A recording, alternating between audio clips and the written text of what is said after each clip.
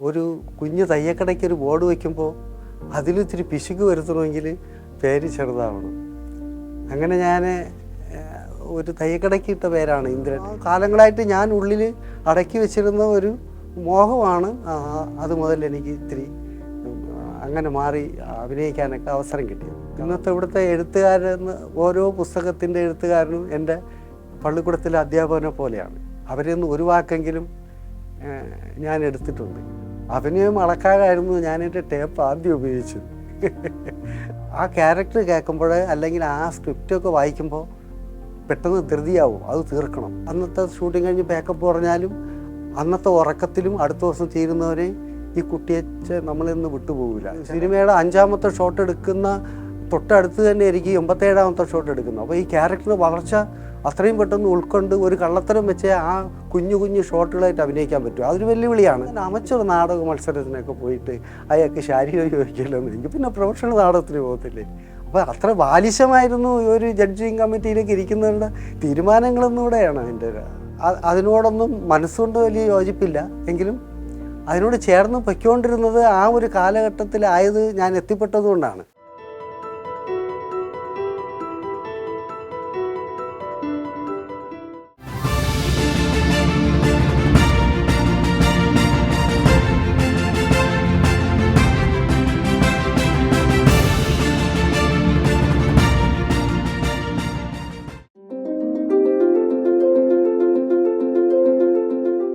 അങ്ങനെ എനിക്കറിയാൻ വയ്യ.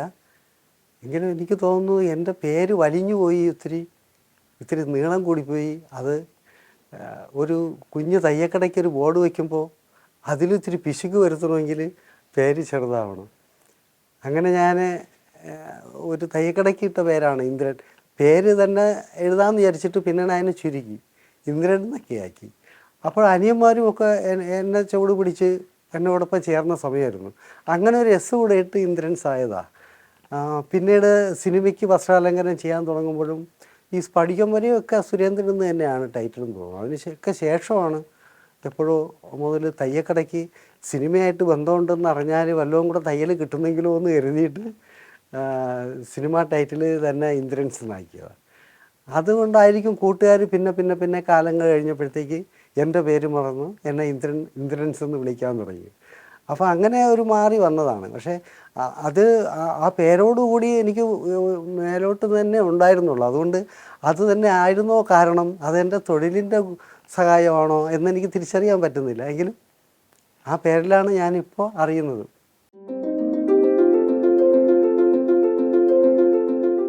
കഥയ്ക്ക് ആവശ്യപ്പെടുന്ന കഥാപാത്രത്തിൻ്റെ കാലഘട്ടവും ആ പശ്ചാത്തലവും അനുസരിച്ചുള്ള വേഷം കൊടുക്കലാണ്.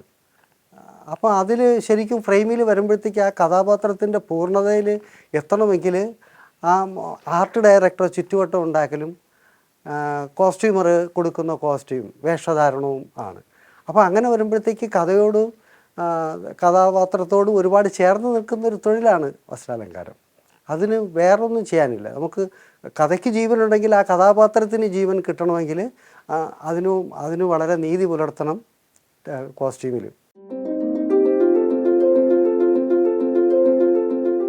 ക്യാമറയിലേക്ക് മുമ്പിൽ വരാൻ വേണ്ടിയിട്ടായിരുന്നു ഞാൻ ഓടിയത്. പക്ഷേ തള്ളി മാറ്റുന്ന രൂപമായിരുന്നു എൻ്റേത്. അപ്പോൾ പിന്നെ ആ കളം വിട്ട് പോകാതിരിക്കണമെങ്കിൽ എന്നെ പിടിച്ചു നിർത്തിയത് എൻ്റെ തൊഴിലാണ്. അപ്പോൾ അങ്ങനെ ഞാൻ പിന്നാമ്പുറത്തൂടെ നിരങ്ങി മുമ്പിലേക്ക് വന്നതാണ്. എല്ലാവരിലും അത്രയും വിശേഷപ്പെട്ടൊരു രൂപം ഇല്ലായിരുന്നത് കൊണ്ട് എൻ്റെ പെട്ടെന്ന് കോമഡി ചെയ്യാൻ എന്നെ ശരീരം ഒരുപാട് സഹായിച്ചു. അത് വലിയ സഹായമായിരുന്നു. ഞാനൊരു പലപ്പോഴും കണ്ണാടിയിൽ നോക്കിയിട്ട് ആദ്യം പിടിച്ചത് എൻ്റെ ശരീരത്തെക്കുറിച്ചായിരുന്നു. പക്ഷേ അത് എൻ്റെ രക്ഷയായത് അതാണെന്ന് പിന്നെ ഞാൻ തിരിച്ചറിഞ്ഞു.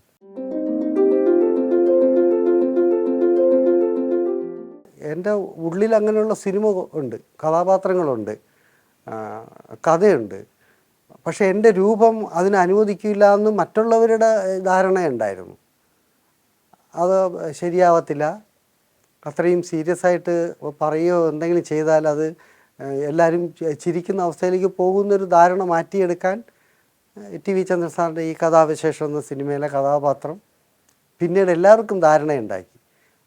കുഴപ്പമില്ല, അവനെ കൊണ്ട് ചെയ്യിക്കാൻ പറ്റുമെന്ന് ഉണ്ടായിരുന്നു. പക്ഷെ അപ്പോൾ ആ കാലങ്ങളായിട്ട് ഞാൻ ഉള്ളിൽ അടക്കി വെച്ചിരുന്ന ഒരു മോഹമാണ് അത് മുതൽ എനിക്ക് ഇത്തിരി അങ്ങനെ മാറി അഭിനയിക്കാനൊക്കെ അവസരം കിട്ടിയത്. കഥാവിശേഷം തന്നെയാണ്.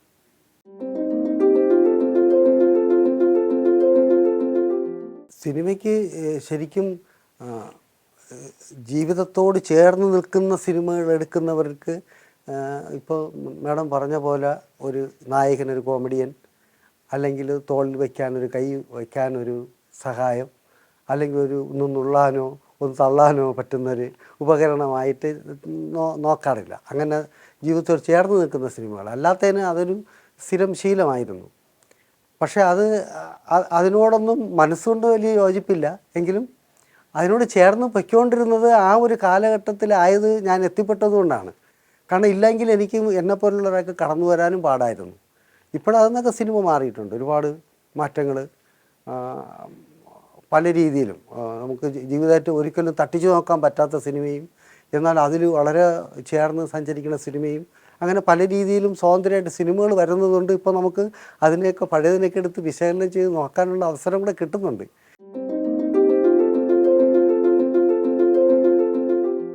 നല്ല ക്ലാസ് സിനിമകളൊക്കെ കാണുമ്പോഴത്തേക്ക് ചിലപ്പോൾ ഇംഗ്ലീഷ് വേറെ ഭാഷ രാജ്യത്തുള്ള സംവിധാനമാണ്, പേര് തന്നെ പറഞ്ഞ് പല പ്രാവശ്യം പറഞ്ഞ് പഠിച്ച് മനസ്സിൽ വെച്ചേക്കും. അവരൊക്കെ വിളിക്കുമായിരിക്കും, അവരൊക്കെ കിട്ടുമായിരിക്കും, അങ്ങനെയൊക്കെയാണ്. അപ്പോൾ നല്ല സിനിമ കാണുമ്പോൾ നമ്മൾ മോഹിക്കും. ആളുടെ സിനിമയിൽ അഭിനയിച്ചെങ്കിൽ ആളെയൊക്കെ കാണാൻ പറ്റുമോ, നമ്മളെയൊക്കെ വിളിക്കുമോ, ഇങ്ങനെയൊക്കെയുള്ളൊരു ആദ്യം ഉണ്ടാവും എന്നുള്ളതല്ലാതെ കൊതി നിറച്ച് വെക്കാറുണ്ട്. അങ്ങനെയൊക്കെ ഒരുപാട് പേര് സിനിമകൾ കണ്ടിട്ട്.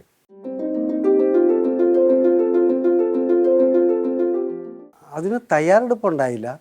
പക്ഷേ ആ ക്യാരക്ടർ കേൾക്കുമ്പോൾ അല്ലെങ്കിൽ ആ സ്ക്രിപ്റ്റൊക്കെ വായിക്കുമ്പോൾ പെട്ടെന്ന് ധൃതിയാവും, അത് തീർക്കണം.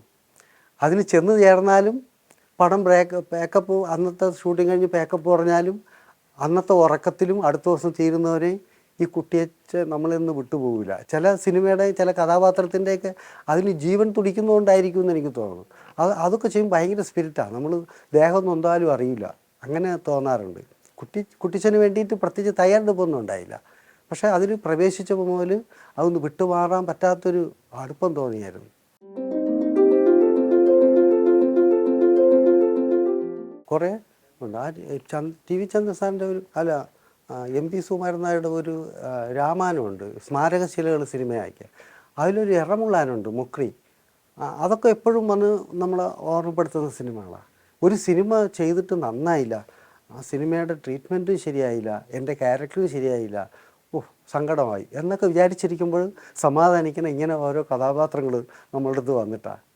അങ്ങനെ എറമുള്ളാനും ഈ ഇപ്പോൾ കഥാവിശേഷനിലെ കള്ളൻ, കൊച്ചാപ്പിയൊക്കെ ഉണ്ട്. അങ്ങനെ കുറേ കഥാപാത്രങ്ങളുണ്ട്.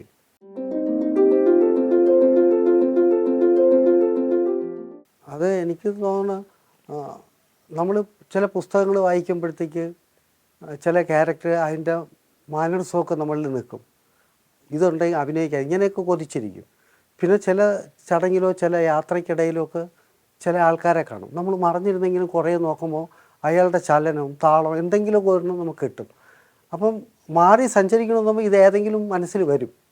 ഒരു താളത്തിന്, ഒരു സഹായത്തിന്, നമ്മുടെ കൈയുടെ ചലനത്തിന്, അല്ലെങ്കിൽ തലയൊന്ന് ചരിച്ചു പിടിക്കുന്നതിനൊക്കെ ഇങ്ങനെ വരും. അത് കൂടുതലും സഹായിച്ചിട്ടുള്ള എനിക്ക് പുസ്തകങ്ങളാണ്. അങ്ങനെ ഒന്നിൽ കയറി പറ്റിക്കഴിഞ്ഞാൽ പിന്നെ യാത്ര എളുപ്പമായി. അങ്ങനെയാണ് ഒന്ന് ഒത്തു കിട്ടുന്നത്. അത് ഈ ഫിലിം നിന്നുപോയത് മുതലുള്ള മാറ്റം ഗുണവും ദോഷവുമുണ്ട്. കുറേ പഴയ ആൾക്കാരെ സംബന്ധിച്ച് ഒരുപാട് അലോസരപ്പെടുത്തും, നമുക്ക് ക്ഷമ നശിച്ചു പോകുന്ന രീതിയിലാവും. കാരണം ഫിലിം ഉണ്ടായിരുന്ന സമയത്ത് ഭയങ്കര തയ്യാറെടുപ്പായിരുന്നു. അതിന് പടം തുടങ്ങുന്നതിന് മുമ്പ് എഡിറ്ററായാലും അസിസ്റ്റൻറ്റ് ഡയറക്ടർ സ്ക്രിപ്റ്റ് ഓർഡറാക്കും. സ്ക്രിപ്റ്റ് തന്നെ വായിച്ചിട്ട് ടൈം നോക്കിയൊക്കെയാണ് അത് സീൻ ഏതെടുക്കണം, ഇത് വേണോ, ഇത് കളയണോ, ഇതുകൂടെ ചേർക്കണോ, നമുക്ക് നീളം ആവശ്യമുണ്ടോ എന്നൊക്കെ ഒരു വലിയ തയ്യാറെടുപ്പിന് ശേഷമാണ് ആ സ്ക്രിപ്റ്റ് ഡിവൈഡ് ചെയ്ത് ഷോട്ടും അതിൻ്റെ കമ്പൈനും ഷോട്ടുകളൊക്കെ മാർക്ക് ചെയ്ത് ചെയ്യും. അന്നേരം കാരണം ഒരു ശകലവും ഫിലിം പോകരുതെന്നുള്ളത് കൊണ്ടാണ്.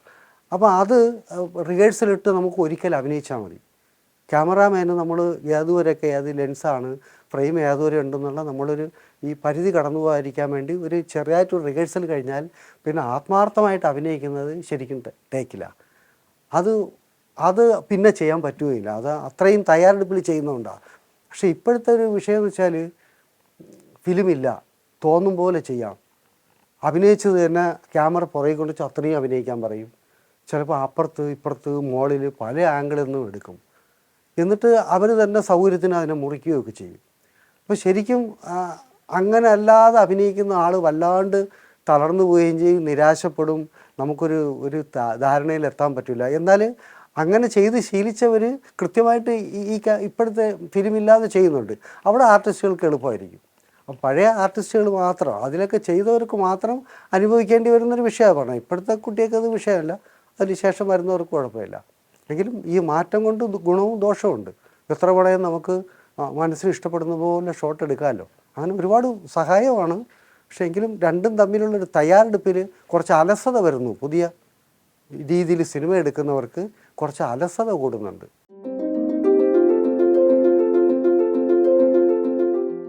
അതൊക്കെ എനിക്ക് തോന്നുന്നു നമ്മളെ രൂപപ്പെടുത്തുന്ന പരിസരത്ത് ഉള്ള വായനശാലയും കലാകാരന്മാരെയും ഒക്കെ പറയുന്ന പോലെ തന്നെ നല്ല ഭംഗിയുള്ള ഒരാൾ, ആളുടെ ചലനങ്ങൾ, നമ്മളെ വിസ്മയിപ്പിക്കുന്ന അഭിനയം, നാടകം, അങ്ങനെയൊക്കെയാണ്. അപ്പോൾ അന്ന് കണ്ട കൂട്ടത്തിൽ നല്ല ചന്തമൊക്കെയുള്ള ഒരു ആളായിരുന്നു ഈ എം പി പത്മനാഭൻ എന്ന് പറയുന്ന ആൾ.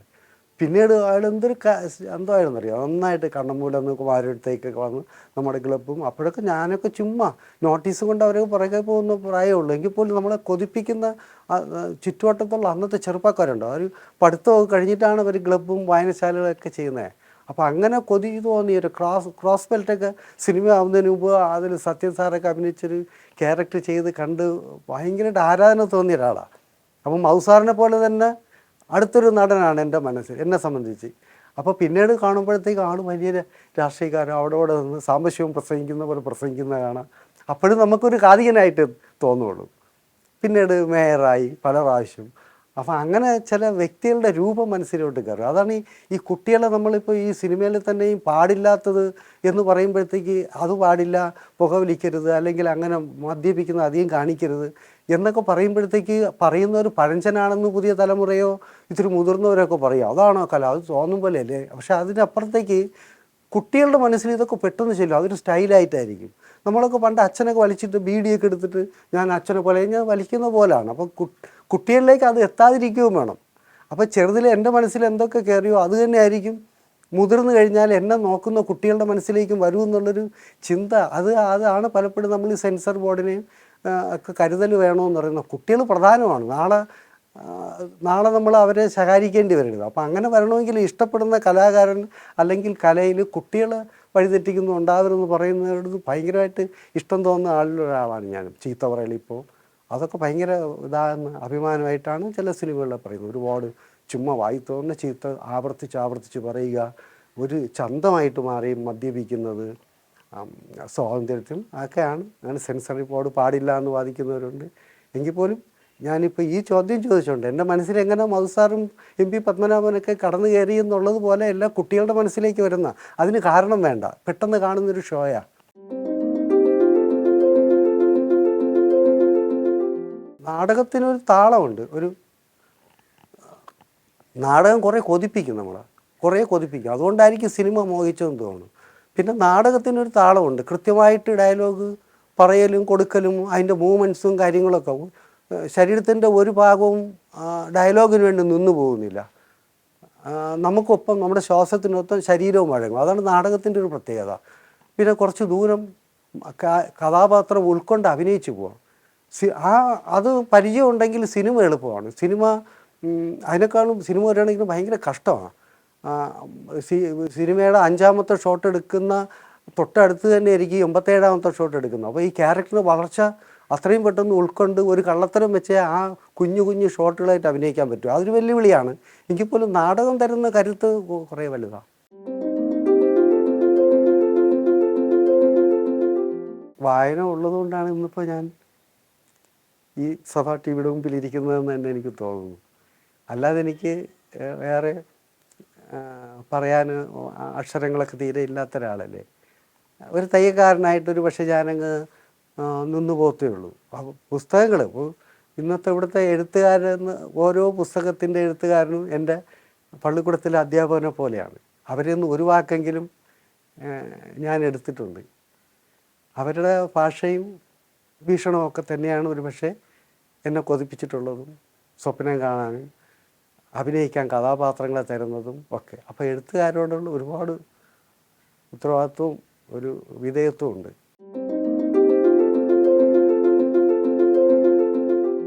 സാക്ഷരത ആ ഒരു സംവിധാനം ഭയങ്കരമാണ്, ഭയങ്കര ശക്തിയാണ്. പക്ഷേ ഞാനിപ്പോൾ 7 കഴിയുമ്പോഴത്തേക്ക് തന്നെ ഈ ഹിന്ദിയൊക്കെ ഭയങ്കര ബുദ്ധിമുട്ടായി. അപ്പം എളുപ്പമല്ല, 10 ഇത്തിരി സമയമെടുത്ത് എഴുതണമെന്നാണ് പഠിച്ചു.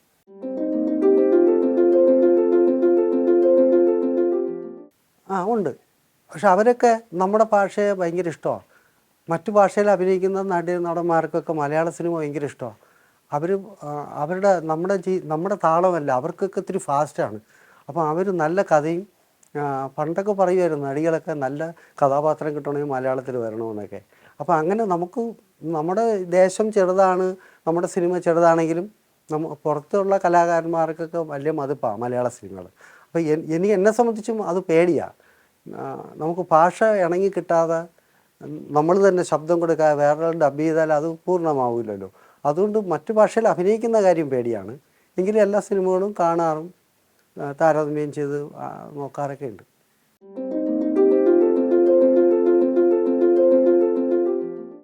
പിന്നെ അഭിനയം അളക്കാനായിരുന്നു ഞാനെൻ്റെ ടേപ്പ് ആദ്യം ഉപയോഗിച്ചത്. ആ ഒരു താളവും ഒക്കെയാണ് എൻ്റെ തൊഴിലിൻ്റെ ഓരം ചേർന്ന് പോകുമ്പോഴത്തേക്ക് എനിക്ക് അളവെടുക്കാൻ തോന്നുന്നു. പെട്ടെന്നൊരാളെ കണ്ടാൽ എനിക്കിപ്പോൾ അളവെടുക്കാതെ അദ്ദേഹത്തിൻ്റെ അവയവങ്ങളുടെയൊക്കെ ഭാഗം അളവ് പറയാൻ കഴിയും. അതെന്നെ എൻ്റെ ടേപ്പിൻ്റെ ഇഞ്ചും സെൻറ്റിമീറ്ററൊക്കെ വെച്ച് പഠിച്ച് ശീലിച്ചതുകൊണ്ടായിരിക്കും.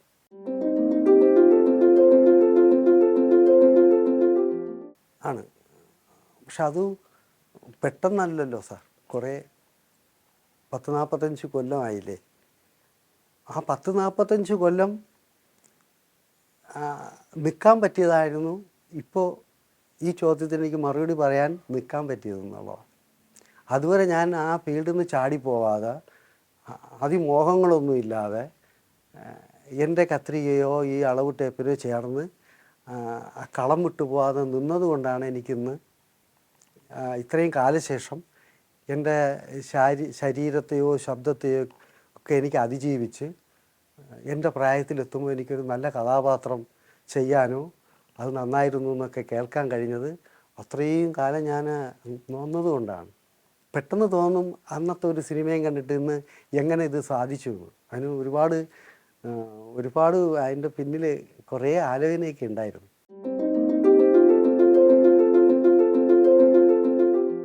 പക്ഷെ അതൊരു ഭാഗ്യം കൂടെയാണ് സാർ. അതിൻ്റെ ഒരു ശാരീരിക യോഗ്യതയോ സൗകര്യമോ കിട്ടി ഒരാൾ വന്നാലും വളരെ പെട്ടെന്ന് വളരെ വലിയ ഉയരത്തിലേക്ക് എത്തും. പക്ഷെ അവരങ്ങനെ നിൽക്കണമെങ്കിൽ അതൊരു തപസ് പോലെ നിൽക്കണം. അത്രയും കാലം നിൽക്കുന്നവർ കുറവാണ്. ഇപ്പോൾ നമുക്ക് എടുത്തു പറയാം മമ്മൂട്ടി മോഹൻലാലിനെയൊക്കെ പോലെയുള്ളവരുണ്ട്. പക്ഷെ അവരും അതുപോലെ അതൊന്നും വിട്ടുപോകാതെ എന്തൊക്കെ പറഞ്ഞാലും എത്ര പരാജയം വന്നാലും വിജയിച്ചാലും അവരങ്ങനെ നിൽക്കുന്നത് നമുക്ക് MDയെയും ഉറൂബിനെയൊക്കെ പോലെയുള്ള ആൾക്കാരുടെ വൻ കഥാപാത്രങ്ങൾ ചെയ്തുകൊണ്ടാണ്. അന്ന് സാഹിത്യത്തിൻ്റെ ഒരുപാട് സ്വാധീനമുള്ള സമയത്ത് അതിലെ ഗംഭീര വേരോടിയ കഥാപാത്രങ്ങൾ ചെയ്തുകൊണ്ടാണ് അവർ ഈ കാറ്റിലും മഴയിലും ആടാൻ നിൽക്കുന്നത്. അപ്പോൾ അവർ ഒരു കലാകാരനെ ഒരു നടനെ നിർത്തണമെങ്കിൽ ശക്തമായ കഥാപാത്രം ചെയ്തില്ലെങ്കിൽ പെട്ടെന്ന് മറന്നുപോകും. അപ്പോൾ അങ്ങനെ നിൽക്കുന്ന കുറവാണ്, വളരെ അപൂർവമാണ്. ചിലർ പെട്ടെന്ന് വന്ന് മുകളിലേക്ക് പോകും, വളരെ ഉയരങ്ങളിലെത്തും. പക്ഷെ അതുപോലെ തന്നെ പിന്നെ കാണാണ്ടും ആവും. അപ്പോൾ എനിക്ക് തോന്നുന്നത് അതിൻ്റെ കൂടെ സഞ്ചരിക്കാൻ പറ്റണമെങ്കിൽ ഇച്ചിരി ബുദ്ധിമുട്ട് നിൽക്കണമെന്ന് തന്നെയാണ് തോന്നുന്നത്.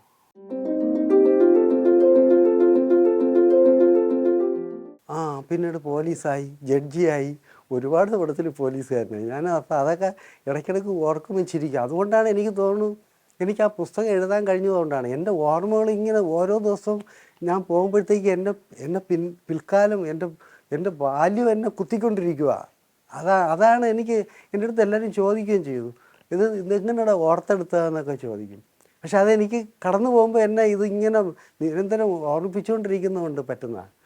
അത്ര അല്ലെങ്കിൽ തന്നെ അമച്ചർ നാടക മത്സരത്തിനൊക്കെ പോയിട്ട് അയാൾക്ക് ശാരീരിക ചോദിക്കില്ലെന്ന് എനിക്ക് പിന്നെ പ്രൊഫഷണൽ നാടകത്തിന് പോകത്തില്ലേ. അപ്പോൾ അത്ര ബാലിശമായിരുന്നു ഒരു ജഡ്ജിങ് കമ്മിറ്റിയിലേക്ക് ഇരിക്കുന്നവരുടെ തീരുമാനങ്ങളൊന്നും ഇവിടെയാണ് എൻ്റെ ഒരു.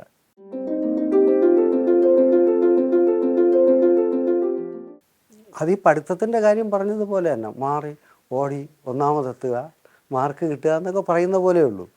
എന്ന് വെച്ച് നമ്മൾ ചെയ്യുന്ന ചിലപ്പോൾ നല്ല ക്യാരക്ടർ കിട്ടാൻ പാടാ. എല്ലാ ആർട്ടിസ്റ്റുകളും വെല്ലുവിളി വെച്ചിട്ട് നല്ല സിനിമ നല്ല ക്യാരക്ടർ കിട്ടിയാൽ പോരാ. ആ സിനിമ നല്ല എല്ലാം കൊണ്ടും നല്ല സിനിമയായെങ്കിൽ മാത്രമേ ഈ മത്സരത്തിന് അവാർഡിനൊക്കെ പരിഗണിക്കുന്ന സിനിമയുടെ ചട്ടക്കൂട്ടിലേക്ക് അത് കയറി പറ്റാൻ പറ്റും. കയറി പറ്റിയാലും അത് കിട്ടണമെന്നില്ല. അതിനുമൊക്കെ ചില ഭാഗ്യമൊക്കെയാണ്. അതുകൊണ്ട് അതൊരു ഒരു നമുക്കതിനെ ഒരു തീർപ്പ് കൽപ്പിക്കുന്ന ഒരു സമാധാനമാക്കി എടുക്കാൻ പറ്റത്തില്ല. അതൊരു ലക്കാണ് അങ്ങനെ കിട്ടുക എന്നുള്ളത്. പലപ്പോഴും അത് കിട്ടുകയില്ല. എങ്കിലും ഓടി ഒന്നാമതെത്തി അല്ലെങ്കിൽ രണ്ടാമതായിരുന്നു ഞാൻ എന്ന് പറയുന്നൊരു ചെറിയ സുഖം ഉണ്ടാവും.